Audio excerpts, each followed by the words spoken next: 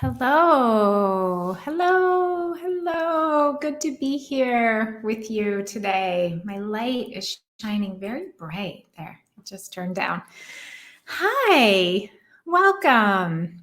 If you're here live, feel free to type in the chat. Let me know as I go through this conversation this evening. I'm happy to field any questions that you might have about this topic that was the one that most of you voted on as something that you'd be interested in me having a conversation about. So for those of you who've not met me, my name is Jenny Glick. I'm a licensed marriage and family therapist, certified sex therapist. In this space, I am a relationship mentor, which means I really work to help guide you from point A to point B in your relationship. And I get lots of different questions. Hi. Oh, thank you. I don't know who that is. It's not showing up on my feed who your name is. It just says Facebook user. So I'll see if I can find you on my live video. I'll stream that as well too. But thank you. So glad to have you here. Oops. There, Jessica. Hey, Jessica. Nice to have you here. So, when I teach the women who I mentor, we always start every class with me inviting everyone to take a breath and arrive. And so I want to invite all of you as we're arriving here. And I'm arriving here after having dinner. So I'm a little like, oh, right. Okay, here I am. Let me get my work head back on. So I invite you to arrive, whatever it is that you have been doing, whatever time of day you are here in this space, just to sink in, take a breath, and be in this space. I also invite the women who I mentor to set an intention. I know that there is great power in intention. So much of what I teach over my 8-week private relationship mastery program is about creating resonance in your intention. So that means creating alignment and integrity with how you think, how you feel, how you show up, what you do, and what you believe. And that kind of paradigm shift, that kind of identity upgrade happens little by little, pearl by pearl, every day.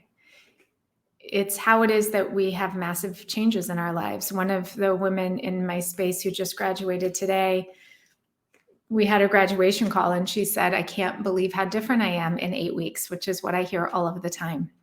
And in the 8 weeks where she is now from where she was 8 weeks ago, where she was just trying to hold on to hope in her, not just her marriage, but in her relationships with her children and her mother and so much else that was going on. And now to see and to feel and to hear her embody so much grace from her internal alignment, right? It sounds, I know for some, maybe a little new age or corny or like, oh yeah. But then you do it, you embody it. And what happens is you start to change. And when you change, everything changes. So welcome. So glad to have you all here. Feel free to give me a thumbs up, a heart, a comment, drop a comment. I'm watching my feed down here, so I'm happy to answer live questions during my time here. I'll be here until the top of the hour. I have another call then, but you all have me for the next 25 minutes to be of service to you. So we're going to start off with the question that came in as the number one voted question for the week, which is this really all there is in marriage? Is this really it? Yeah, who in here feels that way? I know I felt that way in my life for sure. 20 going on 21 years married this year. So I get it. So let's start where I always start, which is backing way in to what you're even bringing to the question. Part of the reason why what I do works so well is because there's so much shiny stuff out here. There's so much shiny stuff out here that we could focus on, right? I can focus on how come it's so hard? Why can we not communicate? Why is she behaving this way? How come he doesn't listen to me? And whenever one goes to that place externally, right? What happens is, what do you take your eye off of? You take your eye off of yourself, because you're out here with this other situation or content. I was having a conversation earlier today with a woman who I'm mentoring, and she started in a place of such knowing in terms of what she wants to do, such clarity in herself. You know what it's like, ladies, when you speak from a place of total knowing, your gut is like, oh yeah, this is my truth. Whatever it's about. If it's about a job, having another child, not having another child, your health, whatever it is, when you have internal knowing, or when you hear someone speak from a place of knowing, it's like boom, right? And she had that kind of knowing. We were in a small group video situation, so the other women were watching her too. And man, she was like, boom, she knew. And then her mind started talking, and her mind was like, yeah, but what about this? And I don't know about that. And what if he, and I don't, right? And whew, there she went. Are you all following me? Does this make sense? And so much of what I help women do is to come back and live in this state of internal knowing. Because first you have to be open to hear your knowing, pay attention to it, listen to it, breathe into it, be brave enough, right, to receive it. And then the next part is to be brave enough to act on it and to stand in it, to stand in your knowing and not go take a poll of everybody else. This is everybody else's knowing. Well, it's your life. It's your marriage. It's your relationship. It's your health. It's your home. It's your fill in the blank, right? And so how it is that you stand in that knowing, it's a courageous place, man. And many of us will give our knowing away, right? And I am going to get back to the question, is this all there is in marriage? Okay. But first we have to orient to what this is about. If you've been in this space for any period of time, you probably know that I'm not going to, give you these platitudes about you should kick him to the curb or whatever, that kind of advice in your marriage. It's not, none of it is quick fix, and it's not supposed to be. This is your crucible. Your marriage, your relationship, whether you're divorced, single, married, widowed, never been married, doesn't matter. Whatever that your situation is, your relationship with yourself and your relationship with your partner, your child, your parents, your friends, your colleagues, your work, your wealth, your health, your space, all of it is there to show up where and how it is that you need to grow. And so if we don't start there as a starting place, right, then it can be really easy to get off into the weeds around, just having conversations that you can have in a million different spaces in social media and whatnot, right? Where you can have conversations about making somebody wrong, or you shouldn't be married to that person, or here are 5 hot tips for a hot sex life. And again, not that those things are wrong or bad.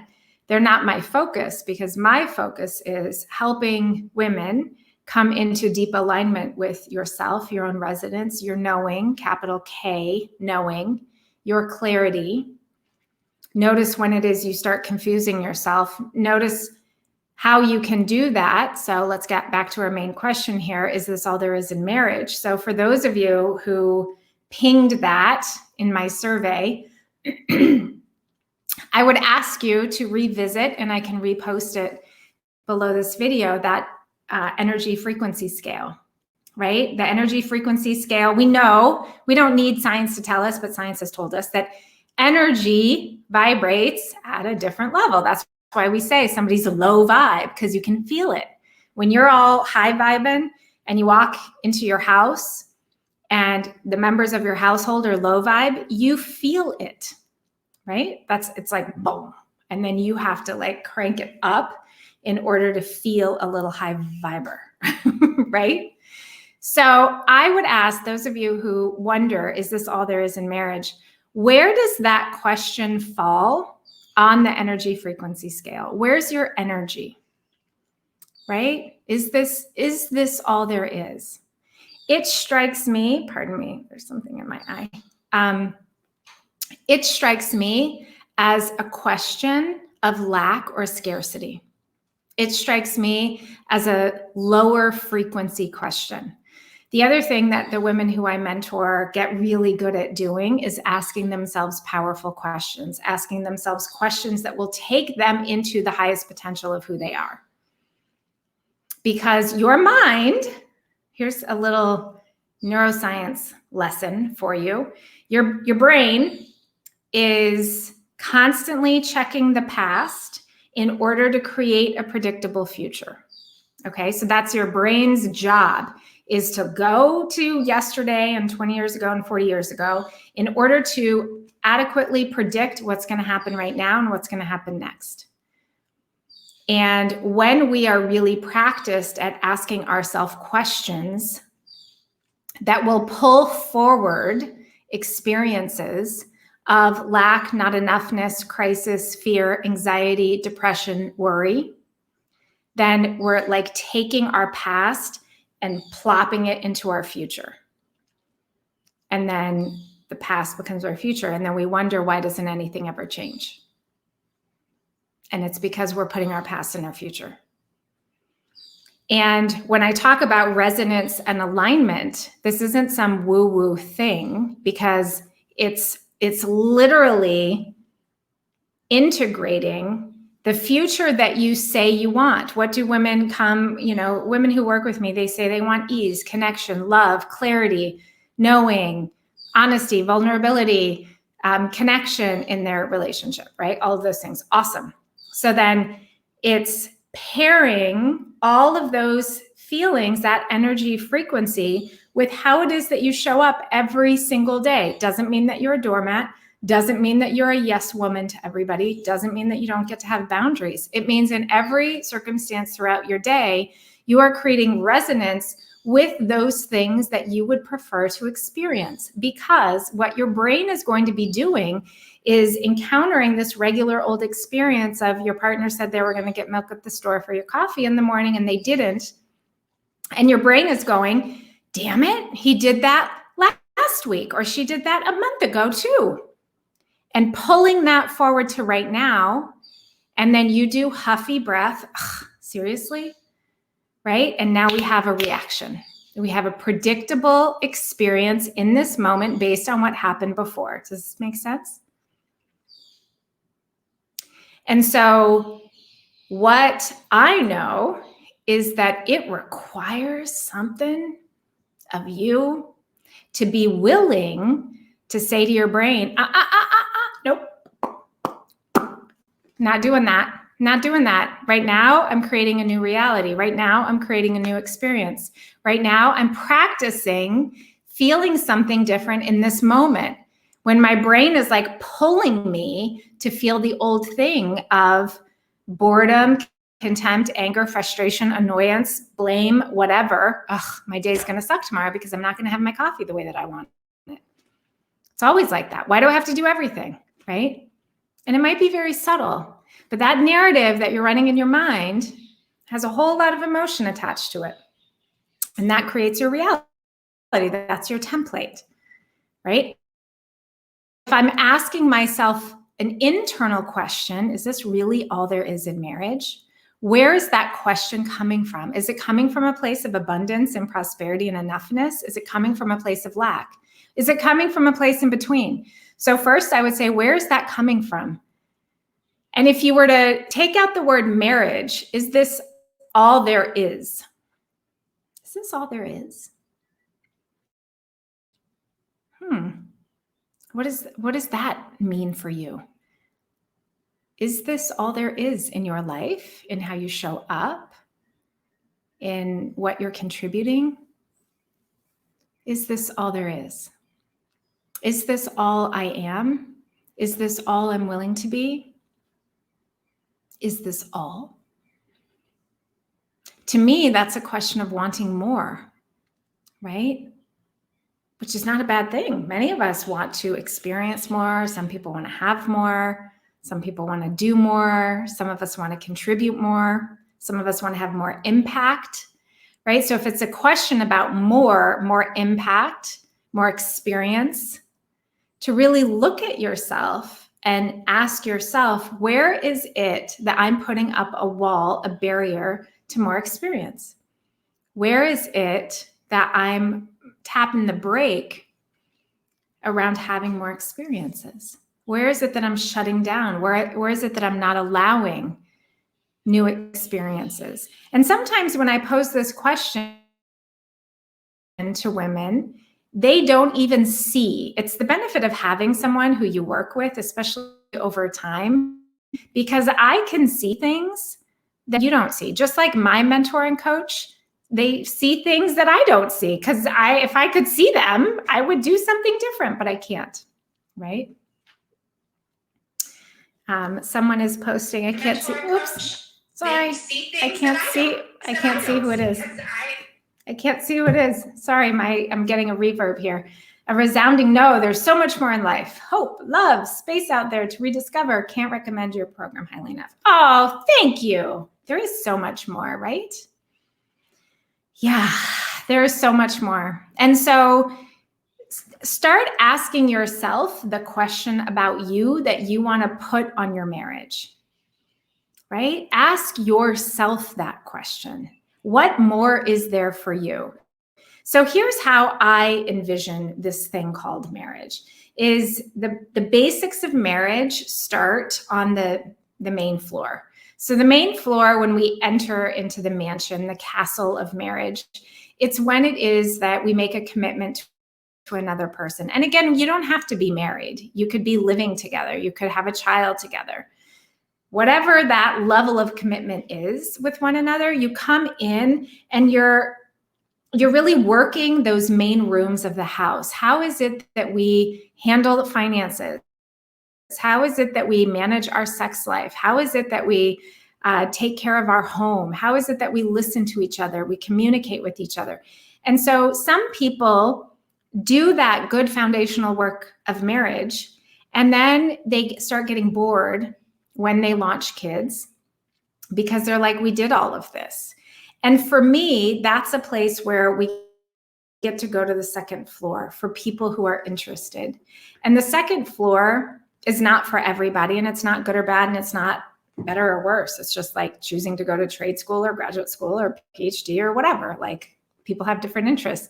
For me, the second floor is a place of spiritual growth, is where it is that we start recognizing that there's more growth to do.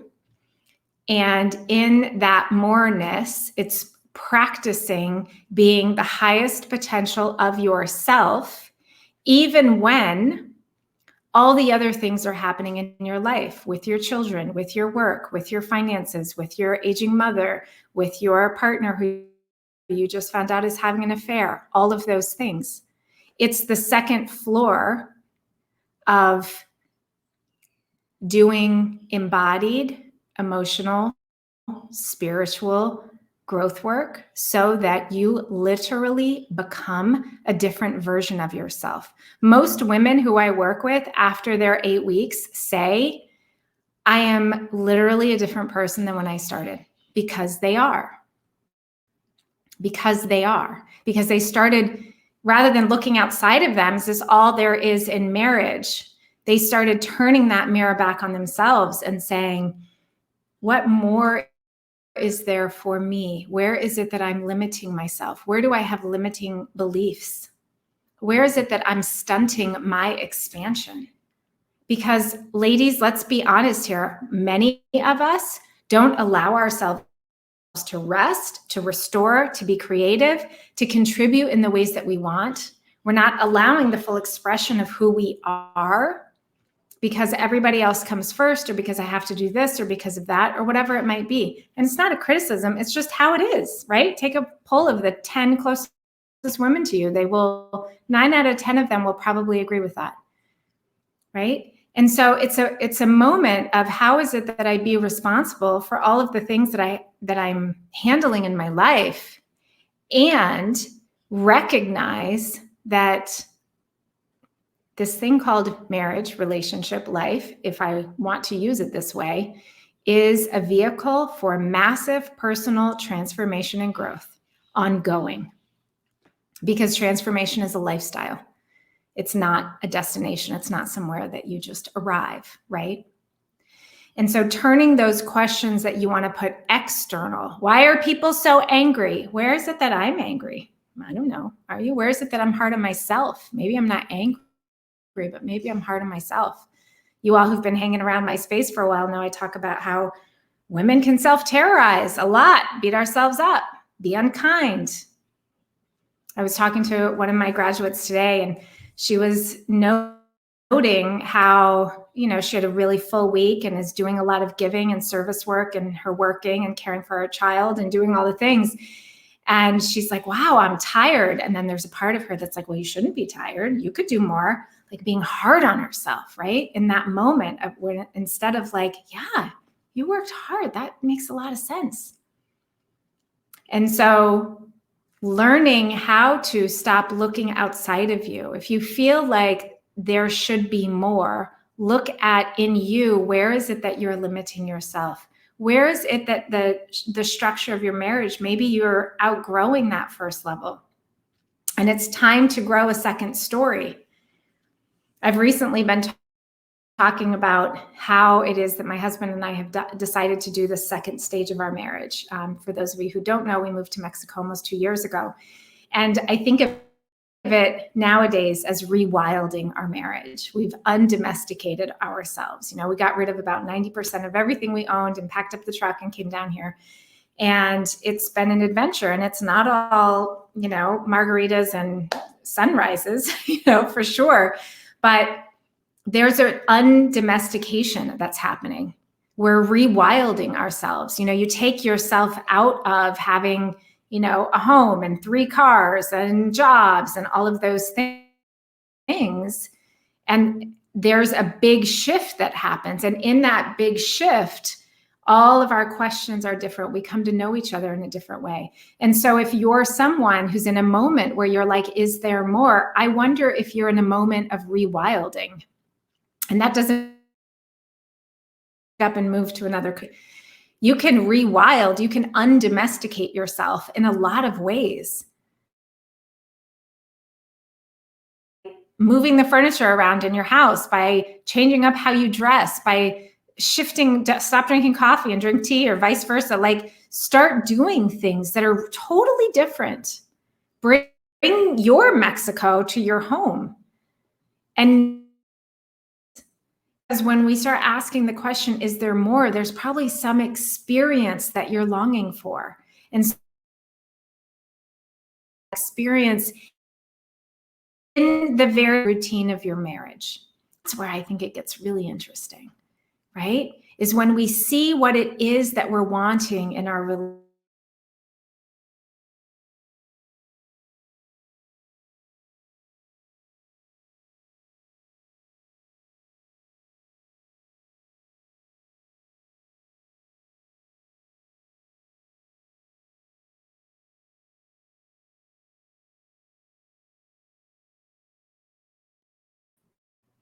So